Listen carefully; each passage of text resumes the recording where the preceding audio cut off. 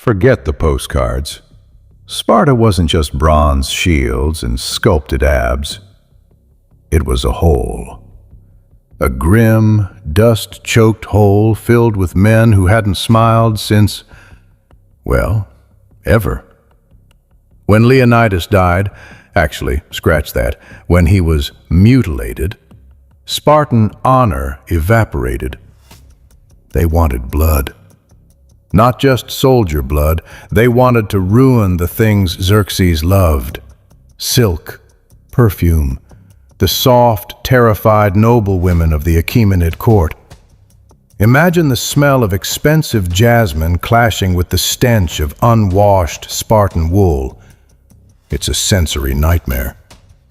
Most historians skip the nasty parts because they're uncomfortable. I won't. Let's get into the dirt. It's going to be messy. Grab a drink. You'll need it. August 480 BC. The air in the Peloponnese felt like a wet wool blanket. Heavy, prickly. But it wasn't just the heat. It was the news. Leonidas was dead, and his head, that stubborn, graying head, was stuck on a Persian pike like a piece of cheap meat. Xerxes thought he was being clever. He thought he was sending a message. He was, but not the one he intended. Spartans don't do poetry. They don't do mourning rituals that involve a lot of weeping and rending of garments. They do math. Violent, cold math. One king's head equals what? The Spartan response wasn't a roar. It was a low, guttural vibration.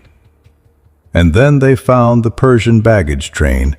Imagine this, a line of gold and silk stretching across the horizon, looking like a glittering snake in the dirt. Inside those embroidered tents, the immortals' wives, concubines, daughters of satraps who had never touched a rough surface in their lives. These women were marinated in frankincense. They wore jewelry that could buy a small city-state. And then the Spartans arrived. They looked like ghosts dipped in blood. Their red cloaks, the tribon, were stiff with dried sweat and salt. They hadn't bathed. They hadn't slept.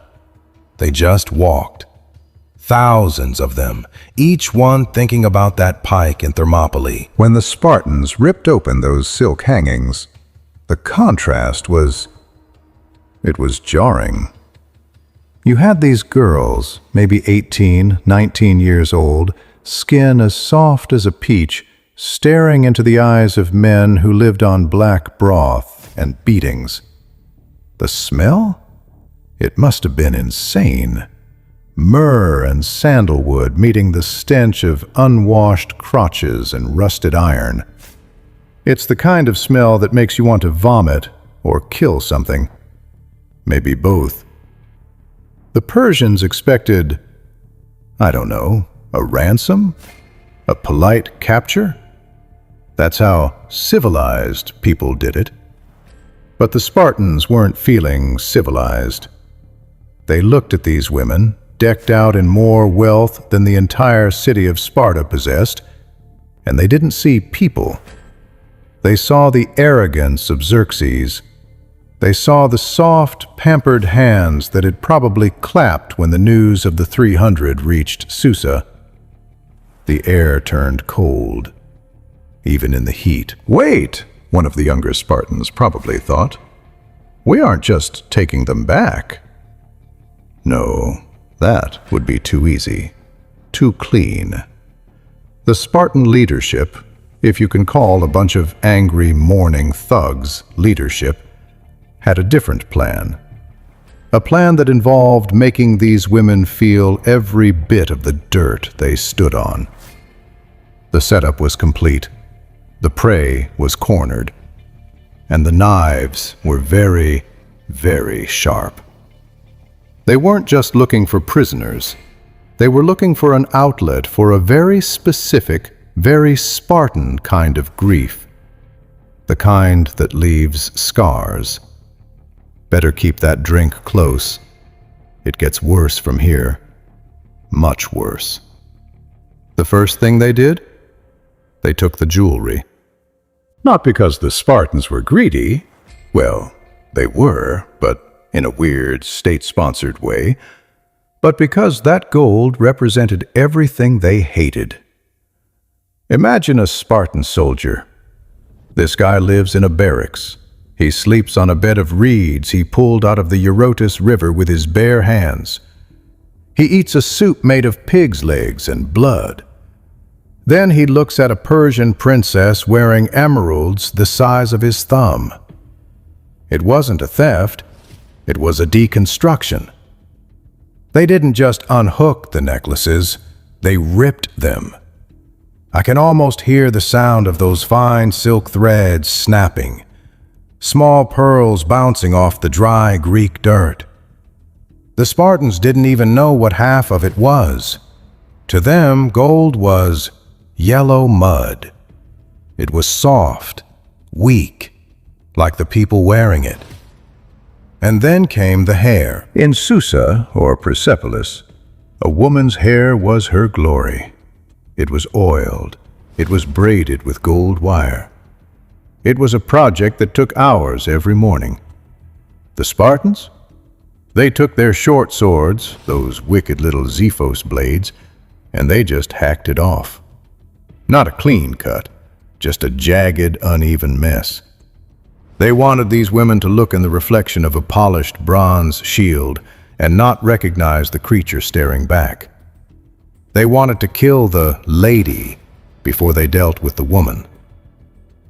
Wait, I need to check my notes here. Right. August 479 BC.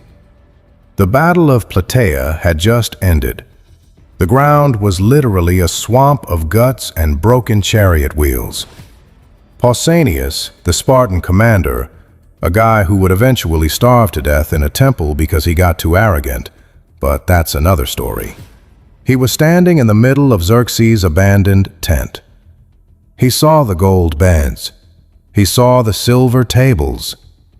And he laughed. He actually ordered the Persian cooks, who were shivering in the corner, to prepare a royal Persian banquet. And then he ordered his own servants to prepare a standard Spartan meal. He sat his officers down and pointed at the two tables.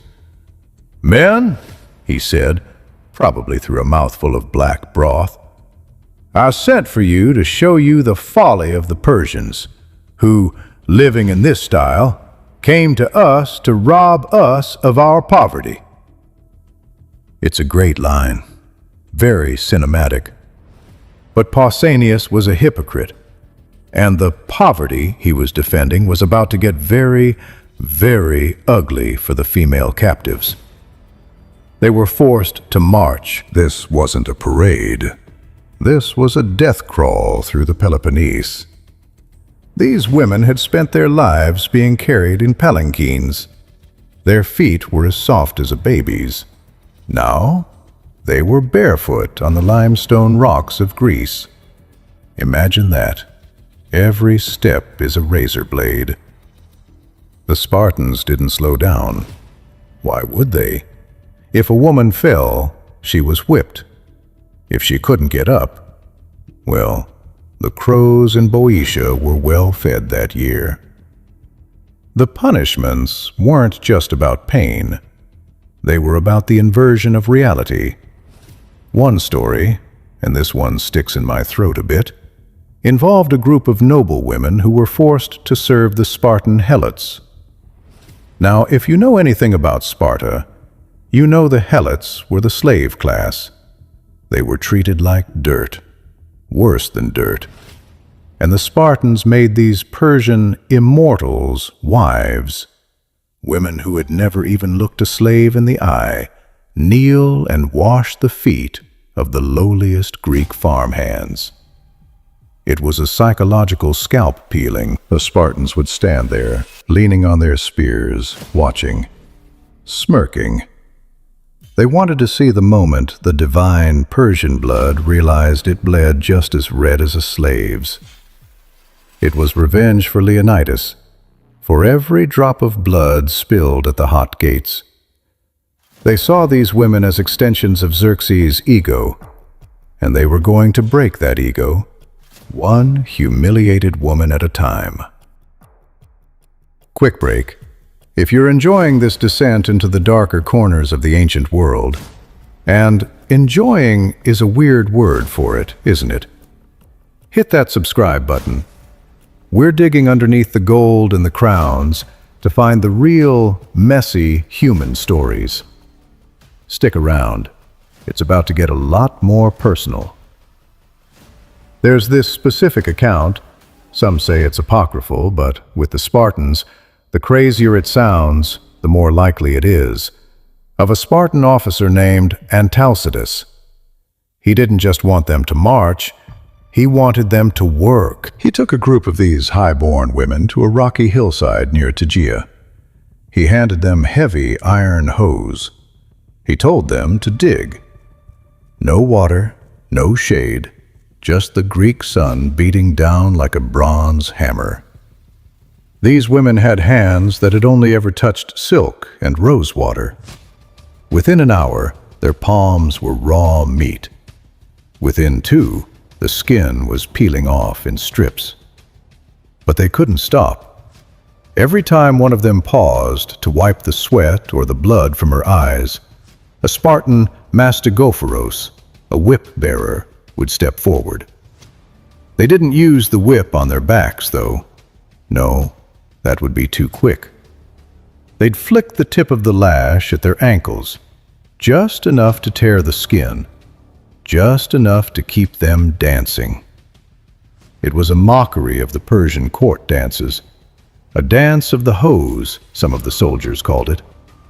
It's sick. It's cruel. It's exactly what happens when you raise an entire generation of men to believe that mercy is a sign of genetic failure. And the food? God, the food. They weren't fed the Persian delicacies they were used to. No dates, no honeyed wine. They were forced to eat the melas zomos, the black broth. It was a concoction of boiled pig's blood, salt, and vinegar. Even other Greeks thought it was disgusting. An Athenian once said, "Now I know why the Spartans are so brave. They'd rather die than eat this." The Spartans made the Persian women eat it. If they vomited, they were made to eat that too. It was a systematic stripping of dignity. They wanted to turn these goddesses into animals. Because if they were animals, then the Spartans didn't have to feel bad about what they did to them. It's the oldest trick in the book of war. Dehumanize, degrade, destroy. But there's one moment that really gets me. It happened near the Eurotas River. A group of Persian women, led by a daughter of a satrap, we don't have her name, they didn't care about names, were told they could finally bathe. They reached the water thinking, finally, a moment of humanity. They started to undress, trying to maintain some shred of modesty. The Spartans didn't look away. They didn't let them bathe in peace. They forced them to scrub the blood-stained tunics of the Spartan soldiers in the freezing river water. The women were waist-deep in the current, their fingers turning blue, scrubbing out the gore of their own husbands and brothers from the red wool of their captors. Can you imagine that? The smell of the wet wool, the metallic tang of dried blood rehydrating in the water, and the realization that you are literally washing the remnants of your old life out of the clothes of the men who killed it. It wasn't just punishment. It was a ritual. The Spartans were trying to wash away the Persian infection from Greece. They saw the luxury, the softness, the sensuality of the East as a literal disease, something that could wilt the iron of the Spartan soul. So they treated the women like they were the source of the plague. They handled them with contempt, not just because they were enemies, but because they were temptations. And a Spartan's greatest fear wasn't death. It was being tempted to enjoy life. So they punished the women for being beautiful. They punished them for being soft. They punished them for every luxury Xerxes had ever enjoyed. It was a long, slow, agonizing "I told you so," written in bruises and broken spirits. You have to wonder, did they ever feel like they'd gone too far? When they looked at these women, now gray-skinned, skeletal, their voices raspy from screaming or silence, did they see the ghosts of their own mothers? Probably not. A Spartan mother would have probably told the Persian girl to dig faster or die. That's the thing about Sparta. It wasn't a city. It was a factory for producing a very specific type of human. And that human didn't have a setting for empathy, especially not for the barbarians who dared to think they could conquer the men of the Peloponnese. The march ended in Sparta, but the nightmare was just beginning. Because in Sparta, there was no such thing as a civilian. Everyone was a tool. And these women, they were about to become the most broken tools in the shed. Wait, I just realized. The records say the Spartans took nearly 3,000 women after Plataea. 3,000? Where did they all go? History kind of forgets them. They become footnotes, the spoils of war. But if you listen close enough to the stories, you can hear them. The sound of silk tearing, the sound of bare feet on stone, the sound of the black broth splashing into a wooden bowl. It's not a pretty sound, but then again, nothing under the crown ever is. Then came the shearing. You have to understand, to a Persian noblewoman, her hair was everything. It was scented with myrrh and frankincense. It was braided with gold thread. It was a monument to her status. To the Spartans, it was a hiding place for lice, one by one, grabbed by the throat. The sound of rusted iron shears, snip, crunch, scrape. They didn't just cut it, they hacked it off until the scalp bled. Imagine the sound.